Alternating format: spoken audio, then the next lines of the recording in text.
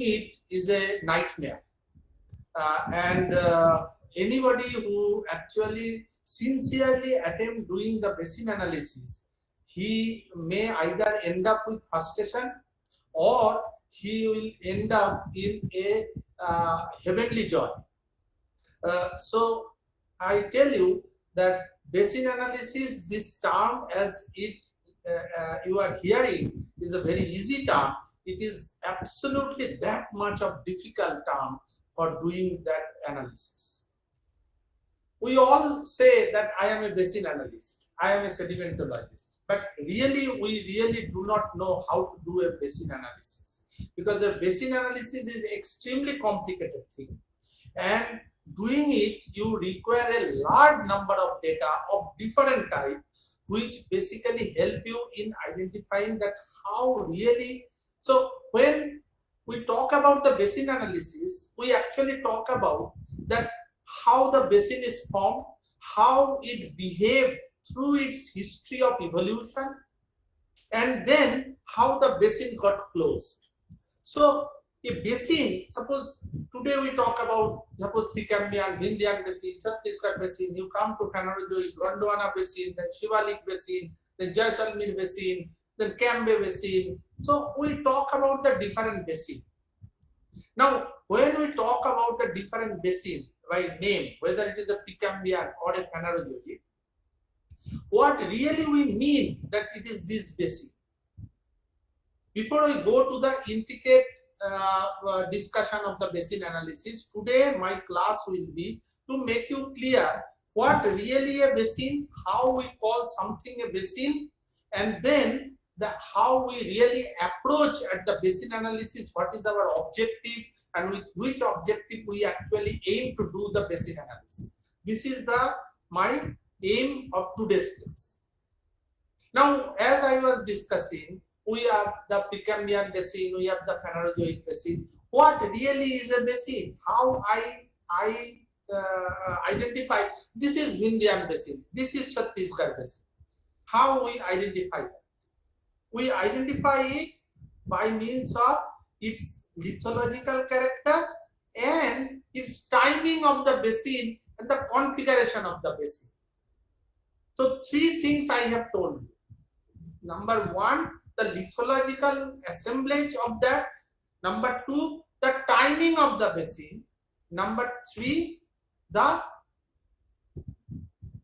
dimension or the configuration of the basin. Now, this each term has its own meaning.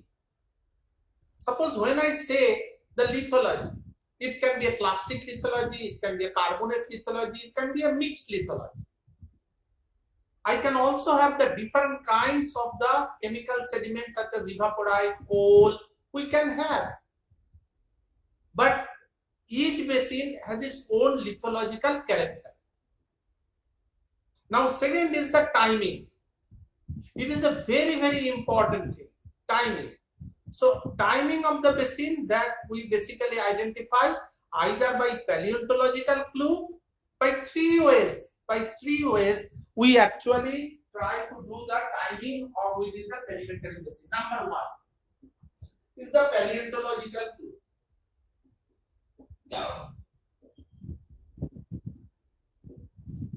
That is true when you have a Phanerogioic basin.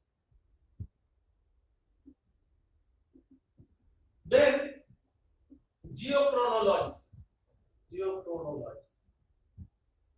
This can be helpful in both Precambrian and Phanerogioic basin. Geochronology. And third is the configuration or morphology. Morphology of the basin. That means what is the map configuration?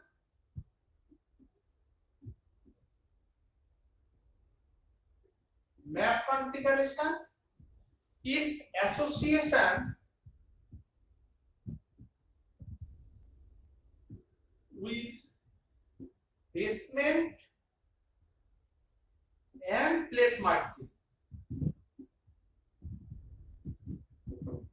How is its association with its immediate basement and the plate margin? And thirdly, the structural grains associated with the basin.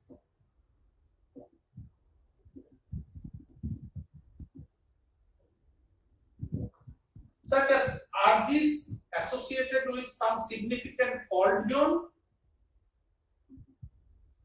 Not associated with fault zone?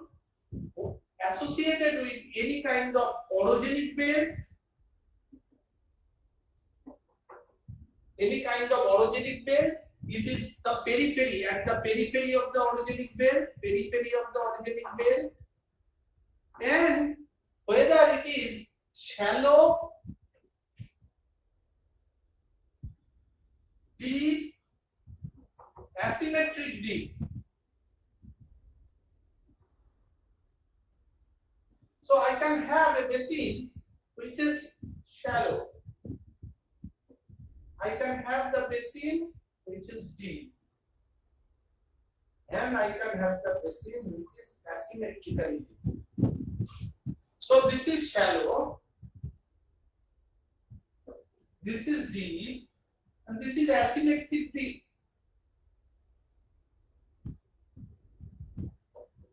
When we get this asymmetric deep, when we get the, you try to understand, you try to remember, you get the whole land basin. They are more deep towards the orogenic belt, and it is a asymmetric. You also get the normal marine basin. I will come to those, that the shallow, the deep, and all this.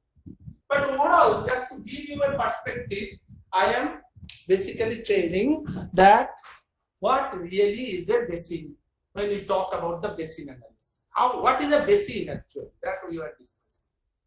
So when we talk about the Cambay basin, now what is Cambay basin? That we get a rock strata and the sediment that belongs to a particular age domain. It belongs to the, it is associated at the forefront of a Cambay shell, and that basically we identify as a Cambay basin, which is not similar to any other nearby lithosuccession. So nearby lithosuccession, that gives a different character. So I identify it as a individual, and its independent identity is got fixed. So a basin, when we talk about a basin, any part of the earth crust which can accommodate sediment. Now whether it is a depression, suppose I have a fluvial basin, where is the depression? Where is the depression? When you talk about the marine basin, somebody asked me even in my WhatsApp also, sir, will the fluvial system is a basin? And yes, it is a basin. It is a basin as long as it is capable of accommodating sediment, it is a basin. And it is continuously subsiding and the sediment is supplied to them. Suppose if we take the fluvial basin, Ganges basin, Yamuna basin, and all these basins, they are also equally, it is a basin. But then when you compare it with the marine basin, definitely it is not the same type of basin. So that a fluvial basin and a marine basin, they are of two different characters. But both inherit a fundamental character that it can accommodate sediment. Now, how it will accommodate sediment, that is a different story. We will discuss that. So when we talk about a basin, the first thing what you require is a part of the earth crust which can accommodate sediment.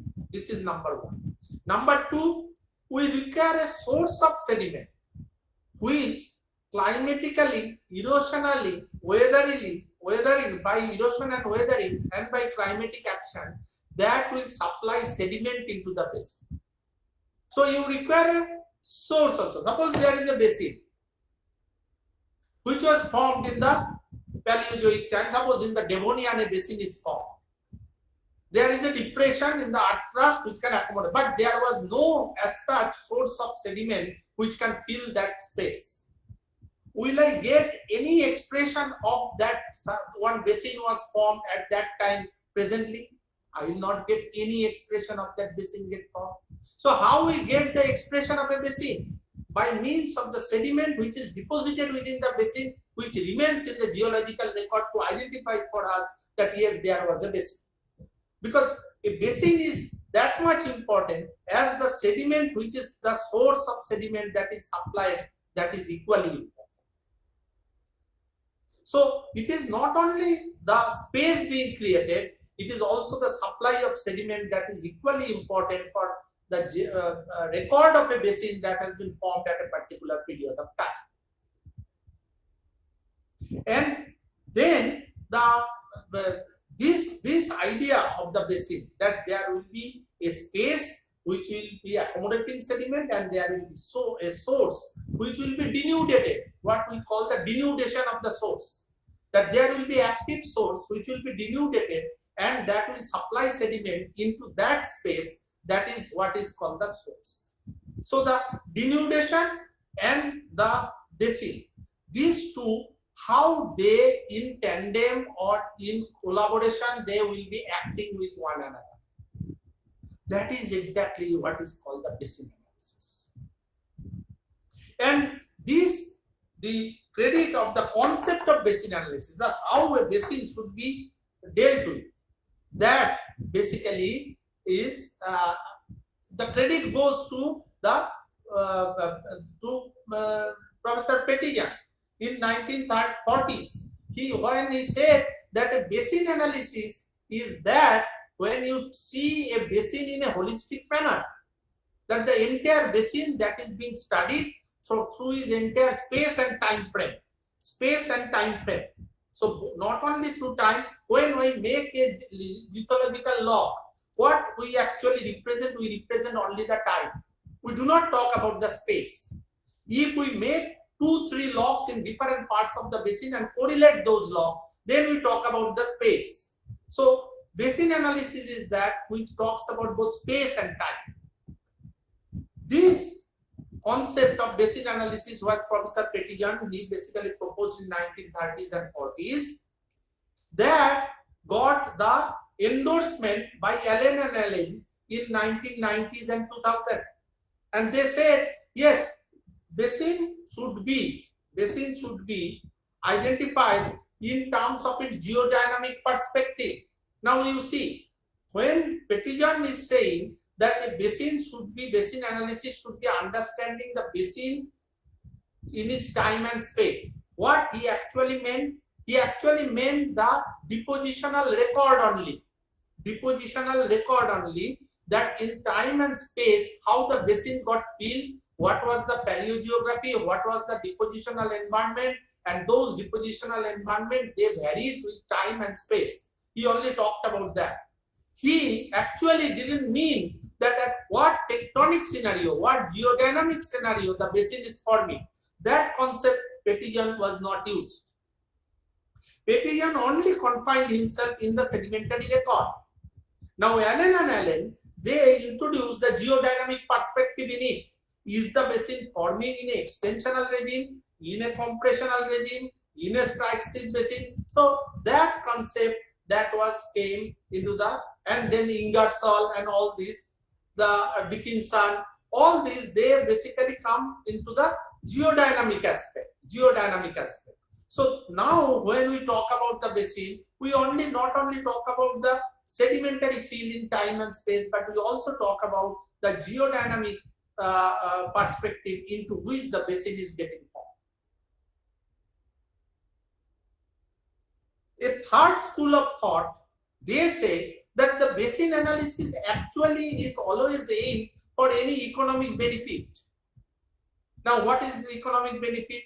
There may be the coal, oil, there can be different kind of base metal. So all these, that any basin analysis, it finally may lead to the any economic view, the economic perspective. So that is the third view, that any basin analysis should lead to you know, as we will be discussing over the class, that how important is the basin analysis when we talk about the coal or petroleum or the even the formation of the aquifer, the water resource. So all these, they are basically from the sedimentary basin, that you get the coal, the hydrocarbon, water, and what not. That even the sedimentary basin, the phosphorite, the evaporite, then you get the base metal, that is if you remember the Jawal lead zinc, that the carbonate hosted lead zinc deposit. So sedimentary basin, it provides you a bonanza of all the resources of the earth, including the water what we drink, and that is only possible when you do the proper basin analysis. Now we will discuss that how really some of the things I already discussed with you in your sedimentology course at the end part, that the tectonics and sedimentation, I discussed the different types of basin. I just reiterate a little bit with you so that you get refreshed, and then we go to the other aspects.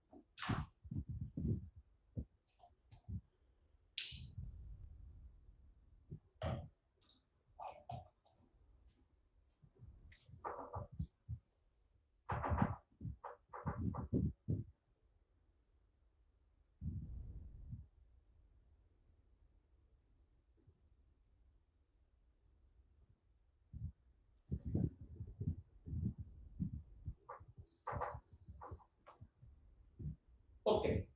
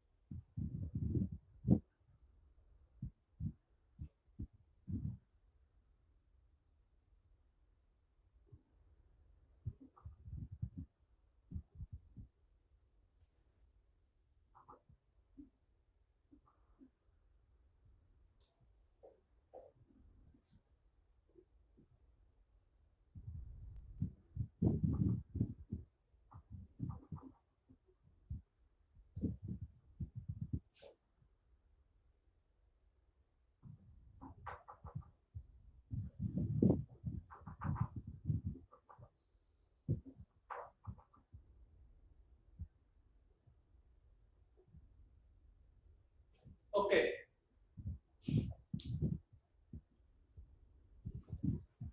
Are you drawing these figures?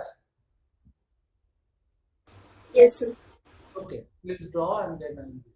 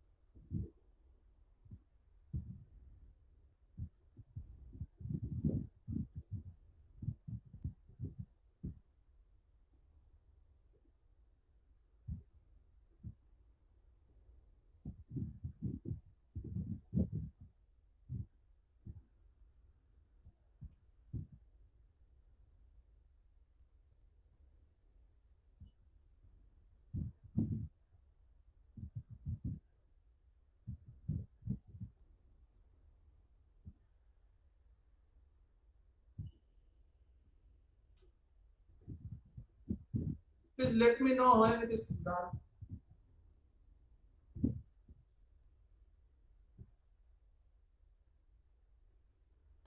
Done, sir. Now, let us rediscuss a little thing which I discussed earlier also, you may remember. This is a intercatonic sag basin. Now, this basin is essentially intercatonic, that is within the caton. And why it is getting sag? It is because, why it is getting sag? It may be either due to thinning of crust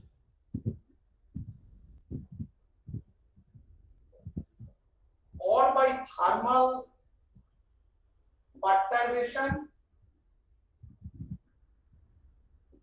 or mantle phase change.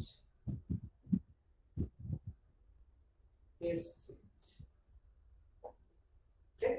So either because of thinning of crust, thermal perturbation, or phase change, whatever it is, that is basically causing the sagging of the crust. But main thing is there will be no major fault system that will be associated with it. That we should not get a major fault system which is responsible for formation of this basin. It is a sag because of the thermal perturbation, thinning of the crust, or the mantle phase change. Okay, fine. Now we can come to a, this is a intercatonic sag. Now this is a intercatonic rift. This is a intercatonic rift. What you are getting? You are getting this. This can be graben or half graben. Graben or half graben. And they are basically the difference between, this is fault bound. These are fault bound. These are all fault system. They are basically fault system. They are forming either graben or half graben. And now this system that may lead to with the continued extension. So basically this is actually because of extension. There is no major extension here. Here is actually the mantle phase change and the thermal relaxation that is responsible for the sagging of this. This is not a sag. There is an active extension that is operated here. So the active extension that is causing, but as long as it is limited to the continental crust, that it is only graben or half graben limited to the continental crust, I talk it as an intercatonic rift. Now, with continued extension, when this intercatonic become intercatonic, so you get a rift system. Suppose this is a rift system, and that rift system there is the extension here, but this one, it is a fail. We call it olacogen. So there is a three-arm system, one which will be associated. So this is actually oceanic crust. These are continental crust. This is oceanic crust. And this triple arm, one arm that is failed, that is olacogen, the other arm that may spread. So a spreading center that may develop. That may develop. So you get this, with the intercatonic, the rift system that may develop there. Now we come on to the marginal sea. In case of marginal sea, what you are getting, that you have a continental crust, you have a transitional crust, and then the oceanic crust. Now this is actually the older plastics. Then you get carbonate, and the subduction. This is the most of the craton margin. They have this kind of a situation that you have a continental crust, transitional crust, and the oceanic crust. So you have the older plastics. It is actually normally what happens as we have drawn. This is actually flowed by older reef system. Older reef system. Older reef system. Above that, which you get in the Cambay, Kaveri, all these, they are this kind of a basin. You have a older reef system, Gondwana reef system that is underneath, and above that, the older plastics and the deltaic system that develop. So this is actually the marginal basin which is developed at the margin of the continent. This is a complete oceanic sag basin where the whole sagging that is happening within the oceanic realm, not in the continental realm. And the oceanic realm, you can have a basin that is formed in the oceanic dimension. Okay, so these are some broad perspective of the basins that get formed. Of course, besides that, you have a subduction zone related basin, you have a collision zone related basin. I will come to those subduction zone and the collision zone related. Otherwise, these are the normally the intercatonic and interoceanic the basin successions. This is the scenario.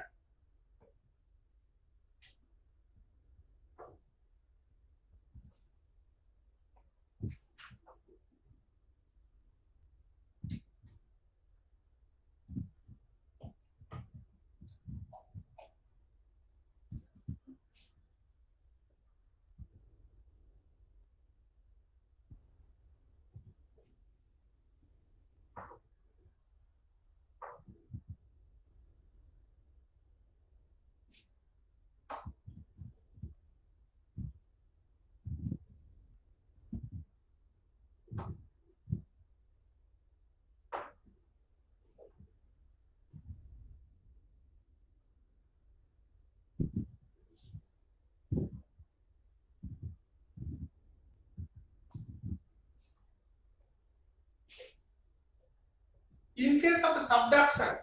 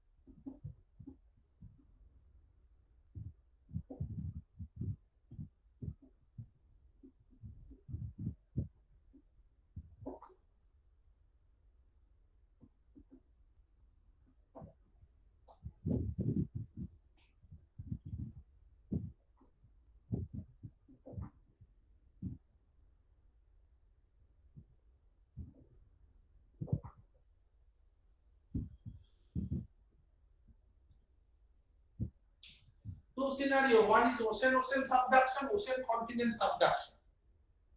In the ocean-ocean subduction, you are getting these are inter-arc basins. These are volcanoes.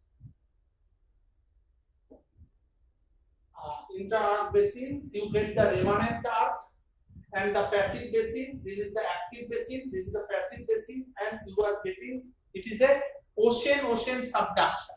So these are the basins that are. You have an ocean-continent subduction.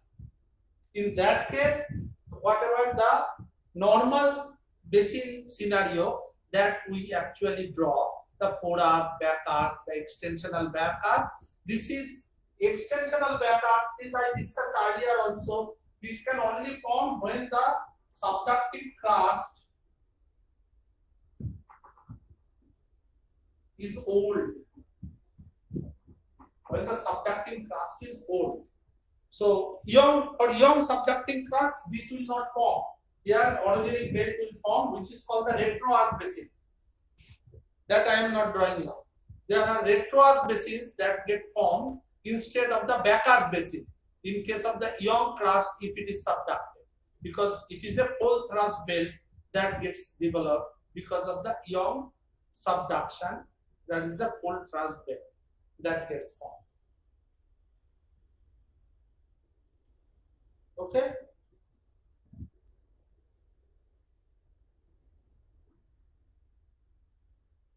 Have you drawn it?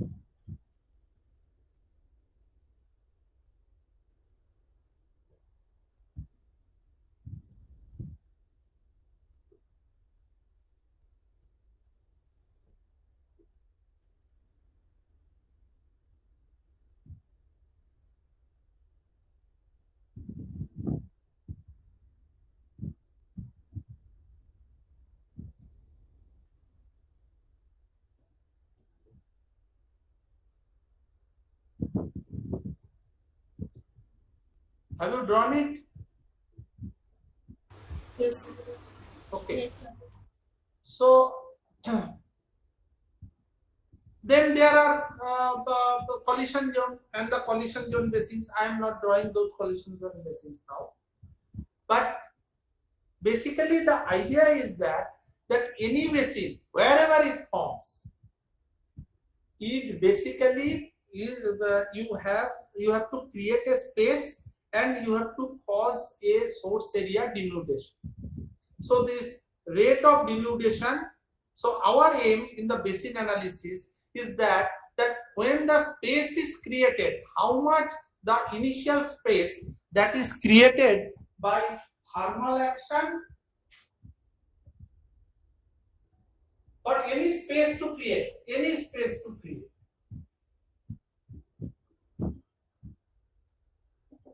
whether it is in the continental crust or in the oceanic crust. I want to create a space. How I can get a space? The initial space will be either by thermal action or tectonic action. And once the sediment that starts coming into the basin, then the role of water load and sediment load. ये चार चीज जो है, they are responsible for the entire subsidence history of the basin.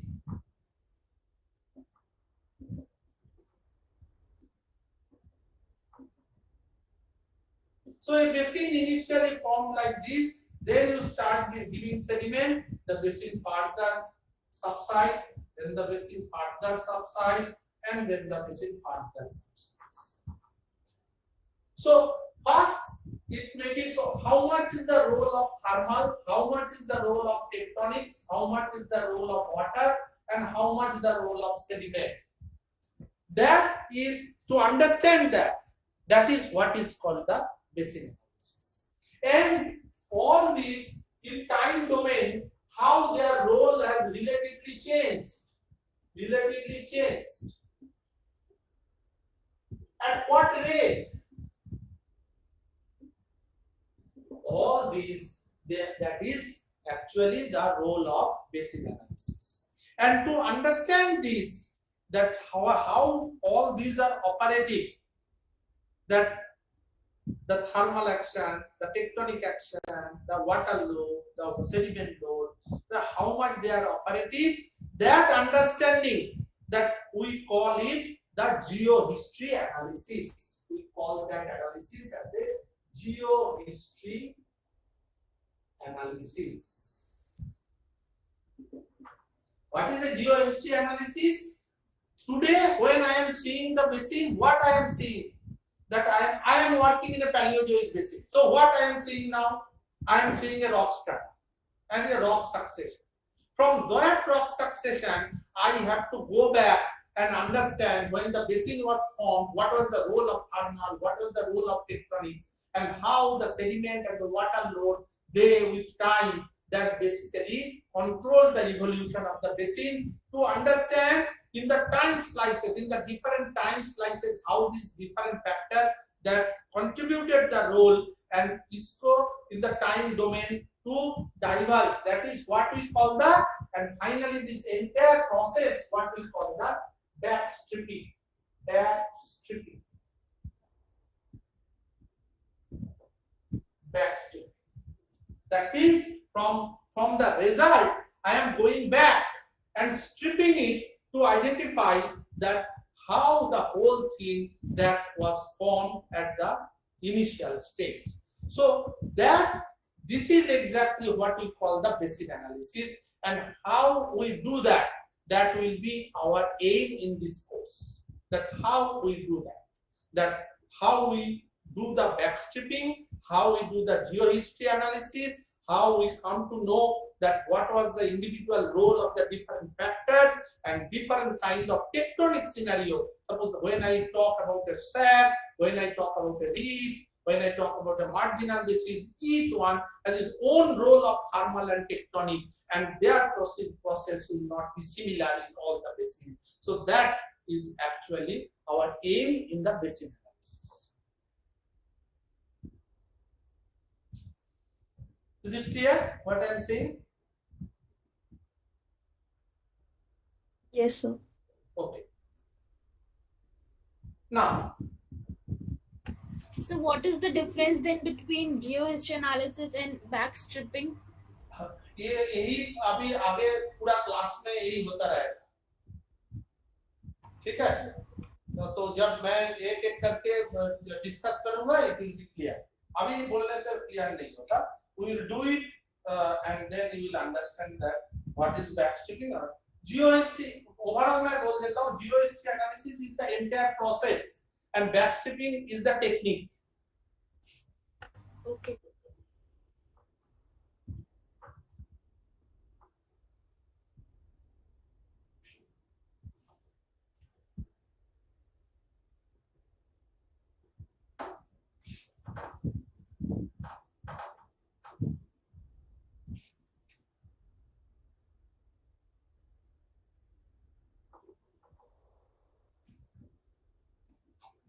Okay.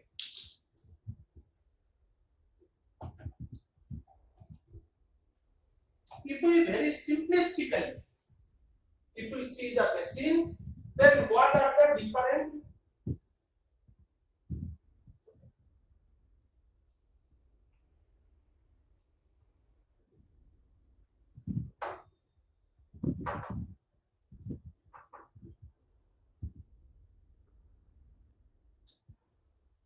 it can be continental. So in that case,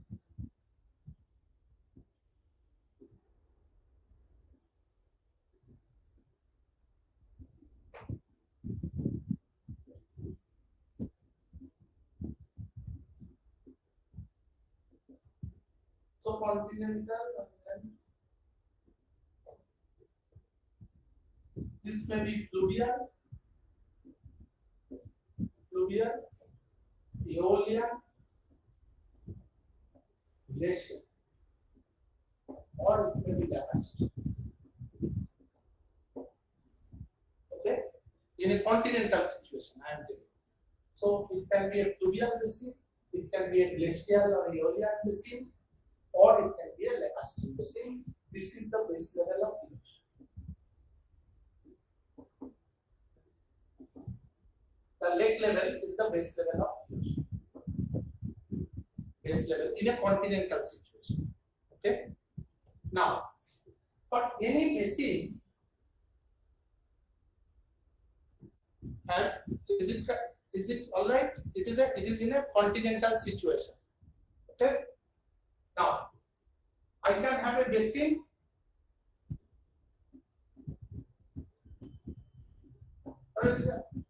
This is the source. This is the local source, local individual source.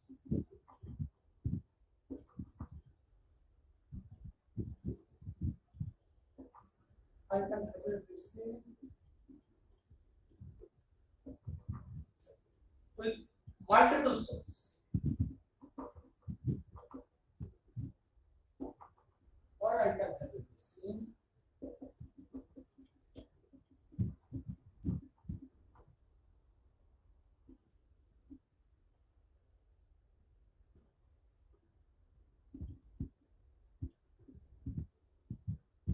which has a distant source.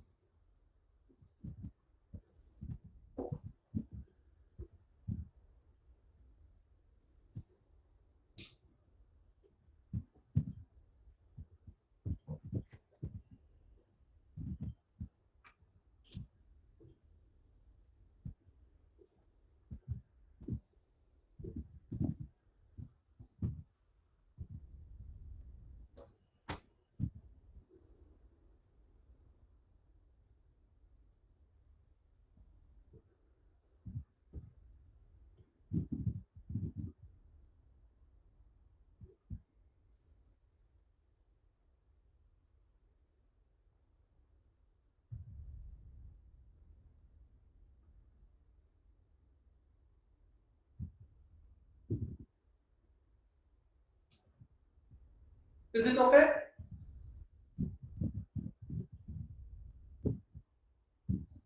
Hello?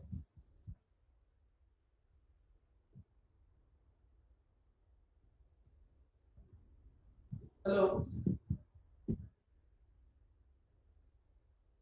Yes, sir. Yes, sir. Oh, so this is a continental. You can have a fluvial, aeolian, glacier, or lacustrine, and the source can be local source, it can be multiple source, or it can be a distant source. All these variations that can happen. What about the marine? What about the ocean? The marine situation.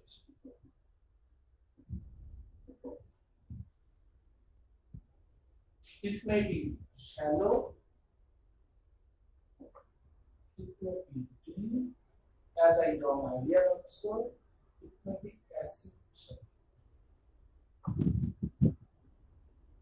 asymmetric, shallow, deep,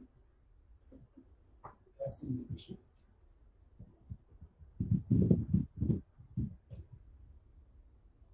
And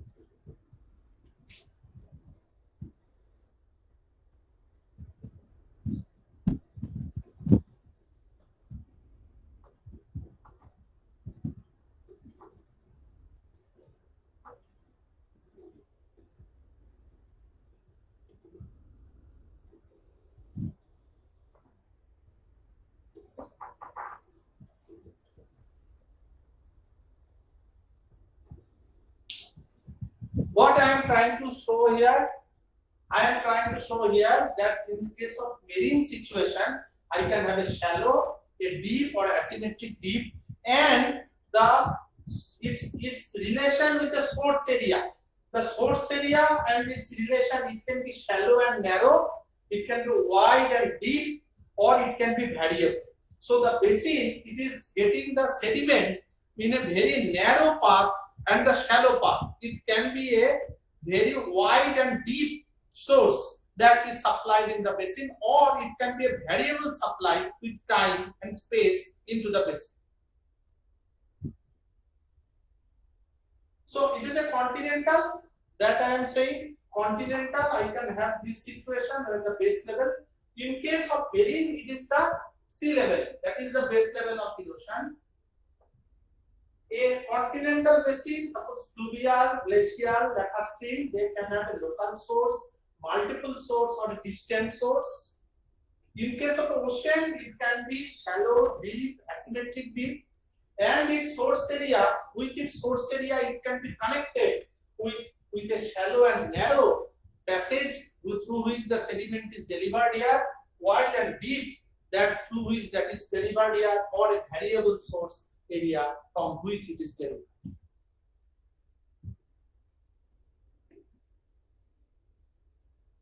All these variations that can happen, because when we will be further discussing this aspect, then this should be in our mind, that when we talk about a basin, either continental basin or open marine basin, then what are the different scenarios that can happen? That how the basin is shallow, basin is deep, basin is asymmetric deep. So how the space is being created, and the basin is getting the sediment by a narrow conduit, shallow conduit, or a wide deep conduit, or this sediment supply is variable in time and space. So all these variations that can be possible. Okay.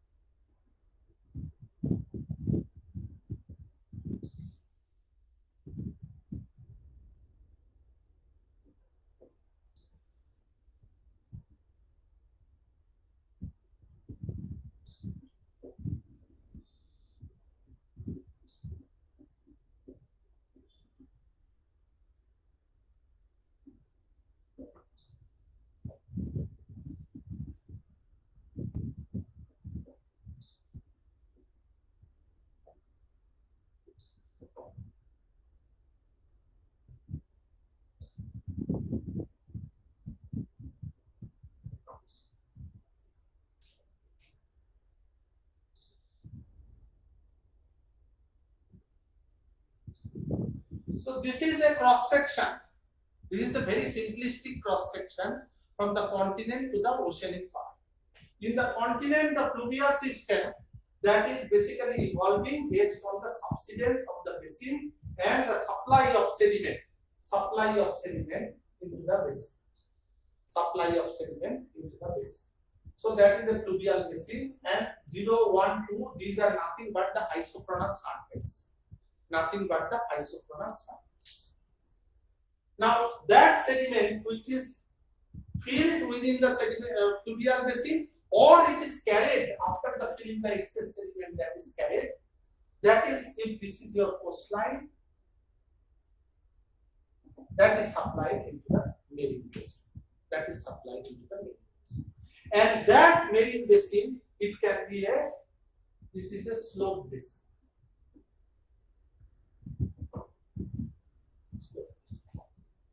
Now, that actually with time, as you have the whole system that outbuilds, and because of this more and more sediment that is being supplied.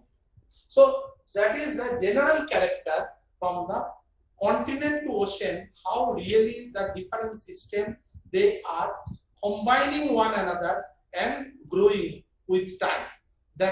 So that is why when we go for the Bengal Delta and people they measure the detrital zircon from the Bengal Delta sediment by making core from the deep part to the shallow part, and they do the detrital. And what story they tell about? They tell the story of the upliftment of the Himalaya.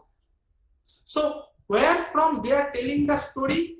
They are telling the story from the Gangetic Delta by making core, and from doing the zircon analysis, they are talking about the history of the Himalayan uplift.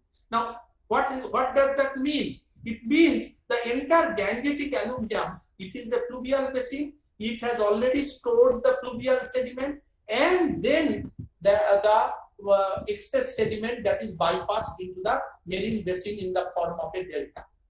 But where from it is coming? All are coming from the rising Himalaya and the orogenic bed. So whether I am doing it in the fluvial basin, I am doing a core, I am making a core, or I am making a core in the delta, then I can make the history of what is the history of denudation of the Himalaya.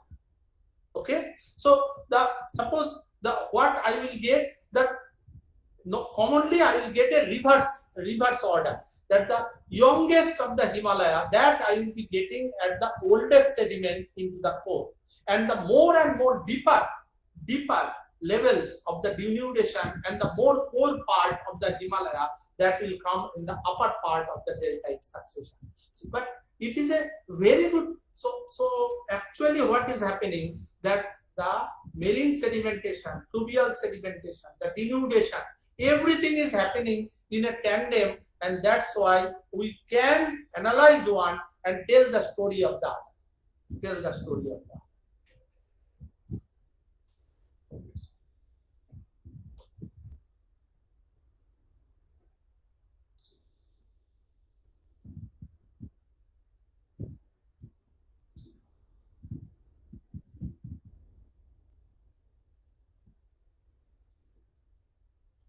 Is it okay?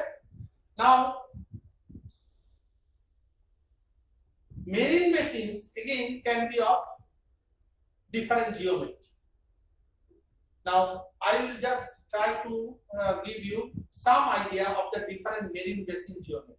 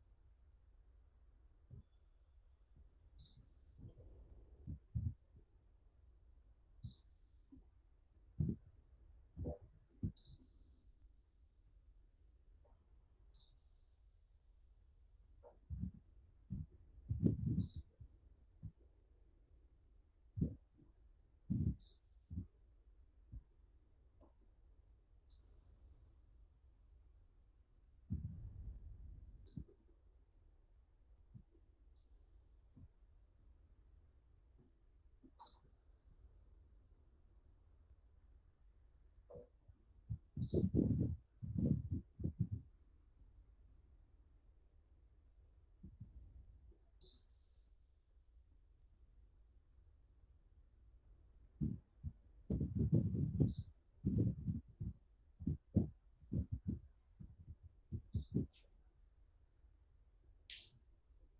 it visible?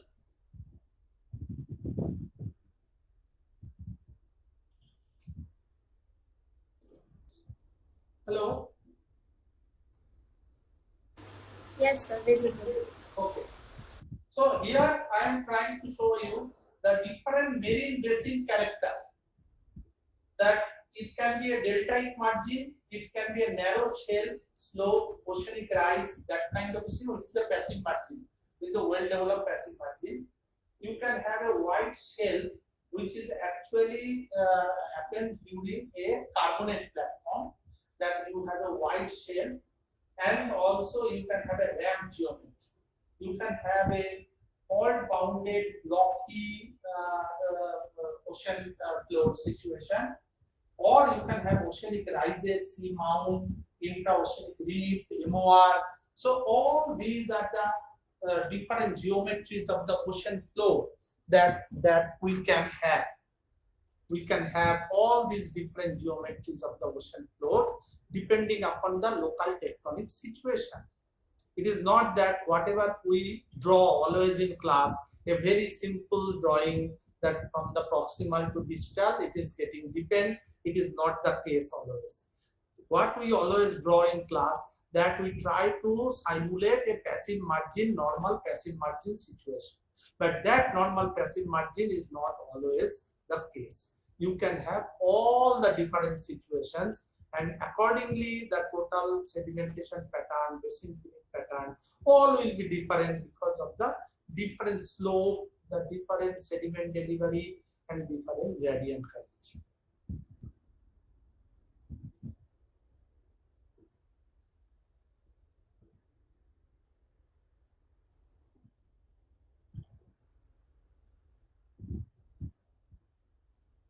Any question here?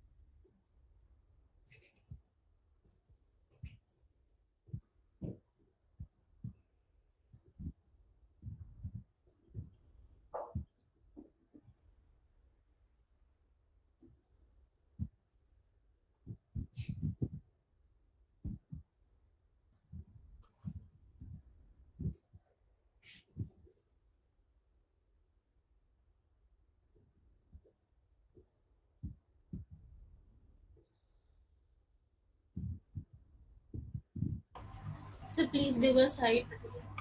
Ah,